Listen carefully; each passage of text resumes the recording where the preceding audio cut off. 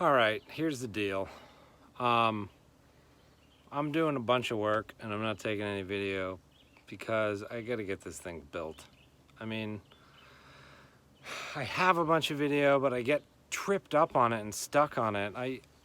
So anyway, I'm posting this live, not live, but I'm posting it without editing. I think I'm just gonna do that from now on. I'll take short videos, I'll post them without editing because I'm losing so much time to editing that it's just, I can't see that it's worth it. This is relevant to 8,000 people in the world. And I really want my channel to grow, but it's just, not that many people are interested in this kind of thing. So let me show you where I'm at. I'm on the roof. I'm standing on the edge of the bucket, sitting on a really steep pitched roof, working on this underside. So I just kind of cut away with the Sawzall so that I can actually slide a membrane up underneath here. The entire roof is covered with a membrane. It's called Mento 3000 Plus Connect. There's a whole bunch of words. Anyway, this is a waterproof and breathable membrane. Now in my case, the breathable doesn't matter because I'm going over zip system, which is taped, which should be a water barrier, but I just don't trust it after it leaked all through the house last fall. So this is cheap insurance. This is not cheap stuff, but this is cheap insurance, right? So it's $300 a roll. That's like 800 square feet, 808 square feet. But so that's 600 bucks, and I can make sure that my roof doesn't leak. If my roof leaks, right? So the roof's going on top of this.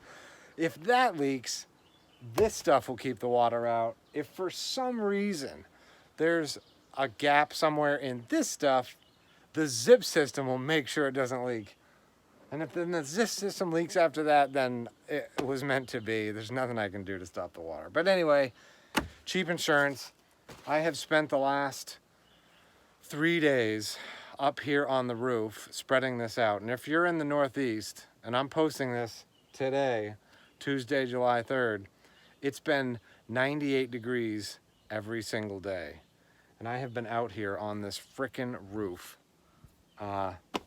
doing the eaves. See, the eaves are done. These eaves are done. So I don't ever want to come up. So the eave, there's so much to cover. That's the thing. Like, I'm going to slide down in the bucket. Maybe I'll just lie down here. There's so much to cover. See, this is the part that I'm patching. I don't want to leave that open. Where to start? All right, so let me catch you up to this point. The last video was building the outside walls. I had to tape the inside walls. So I taped all of those things. That was awful with the outside wall in place. It was just ridiculous. Got that all taped. That was just a massive project because I'm creating an air barrier on the inside wall. And that air barrier is not a vapor barrier. It's an air barrier. Let me think. It's kind of a vapor barrier, but it's more an air barrier. If you can stop the air, you've done a lot better job at controlling the vapor. You still haven't controlled all of it, but you've done the best job you can. So you control the air, that's the air barrier. I taped all that, all the nooks and crannies. There's a million of them, like taping in between the top plate and taping over the, oh God. Anyway, after I taped it, I went around and put up my plywood. There's not much to report. I put the plywood on, and I just kept putting plywood on. I left a gap all the way around the bottom, 4 feet. And then I coated my ICFs in this concrete coating. I may have talked about it. But anyway, I did that. After I covered it in the coating, and there's like a little sticky mesh you put on, then you trowel it on. I troweled on one side, and then I went and bought a spray hopper. Dump it in the hopper and go way better. Then you kind of smooth it with the trowel. So I put that on. Then I put a layer, the bottom layer of outside sheathing is pressure treated plywood. It was like, I don't know how much more a sheet, $5 more a sheet, and it was 20 bucks. So, or 25. Anyway, so that was like, duh. It's the bottom sheet. It's going to get water splashed up. There's no way to protect it otherwise. So I did that. And then I had to turn my attention to the roof. Because once I got those outside walls done, I could do the eaves. Now, the eaves were just rafter tails. And when I finished this in the fall, like, those rafter tails were put up in a hurry. And I would advise against that because I had to go and trim or fat out every single rafter tail I had because none of them lined up. And my plan when I put them up was like, I'll fix it later. That's a great plan for getting stuff done quickly, but hang on, my arm hurts. But the issue is that you have to go spend a lot of time later to fix things. So I fixed all the rafter tails and I got my fascia 2x4 on. And then I'm like, what am I going to do for trim? What am I going to do for eaves? This is awful. I never want to come up here again. So I'm like, PVC. Boom, I'll do PVC. Well, the problem with PVC is that I live in the Northeast. It gets wicked cold. It gets wicked hot. And so PVC expands and shrinks more than any other trim product there is. And I didn't like that idea. So then I looked at boral, which is the fly ash and composite. It won't rot, fine, but you still got to paint it. And I'm trying to avoid painting. I don't want to come up here again. So I'm thinking about other trim options, and there's a couple different kinds of PVC. There's clear, and then a whole bunch of other brands. But then I was just like, I think I'm gonna have someone else side this thing because I am done wasting my life away do-it-yourselfing. Did I just say that on my own channel? I'm gonna say that for now, and then I'll be posting videos being like, well, I'm doing this myself. Anyway, so I'm having someone else side it.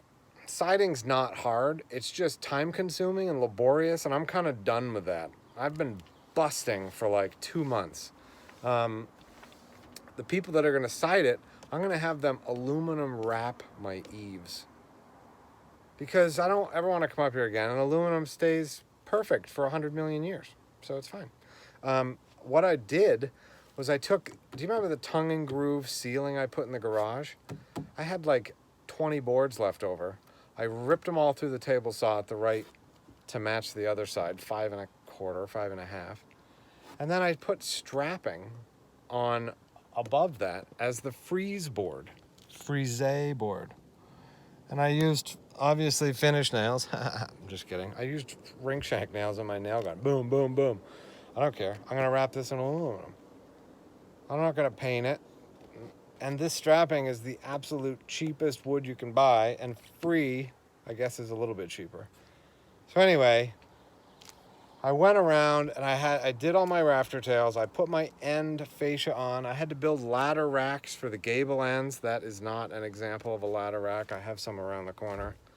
And then got the ladder racks done, fascia, and then I put the trim on. I just finished the trim tonight, actually.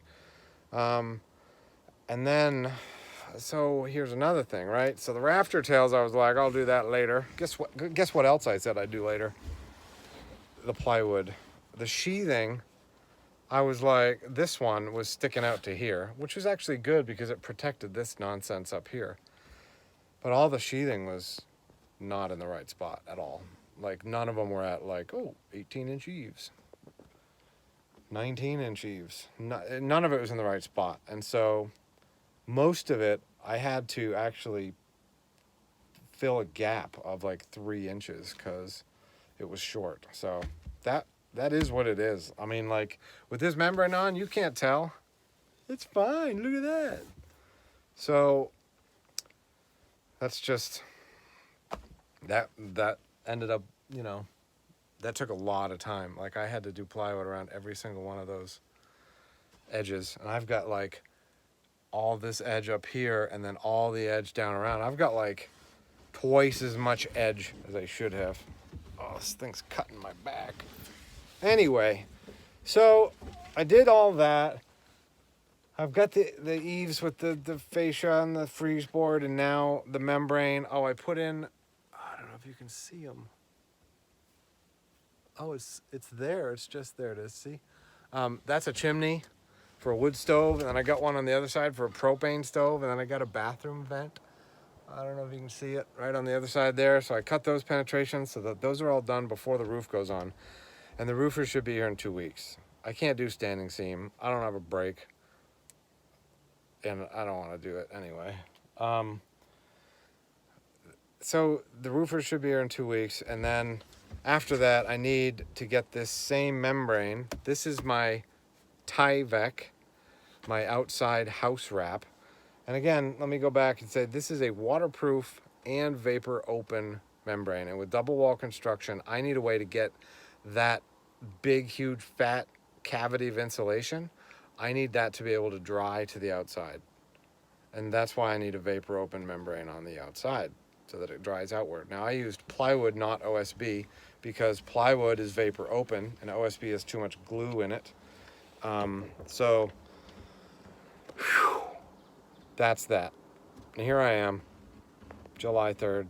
It's still 85 degrees outside. It's actually comfortable now. And I'm just doing the membrane coming up this stupid, I don't know what, shed dormery thing. So I trimmed it under there so I can slide that up, tape it all around. This is the stuff I'm using for tape. Tescon Vanna. I have used a lot of tape on this project. I used the 3M 8067, and that stuff in cold weather, that stuff's awesome. I could not believe it stuck. The zip system tape in cold weather was like, no. No, I am not unrolling and I am not sticky. But this Tescon Vanna stuff is by far the best ever. And this stuff here, like, this stuff is unbelievable. Picture the nicest Gore-Tex coat you've ever seen. That's what this stuff is. Covering my house in a Gore-Tex coat. They've tested this stuff in the lab for 100 years. I don't know how they simulate that, but I'm sure they've got it figured out. So it's 100 years, whatever. This Vanna tape, though, is just like, it's just like a fabric Band-Aid. That's the consistency, and it's just a dream to work with. It's so awesome. If I had a better way to hold the camera, I could show you doing some of this stuff, but I just don't, and I'm just out of time. I've got to get this project done. I'm like losing my life to this project, which is, you know, it's what you signed. That's what I signed up for, so I'm not complaining. It's just I'm ready to be doing other stuff. So that's a long rambly video for my 800 dedicated subscribers. Anyway, that's what I got. That's what's going on.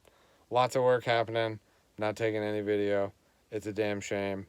I have some video of the walls and the other things, which I'll try to post at some point. But I think for here on out, it's going to be, here's what I'm doing. Thanks for watching. So, whew, that's a long one. All right. Thanks for watching.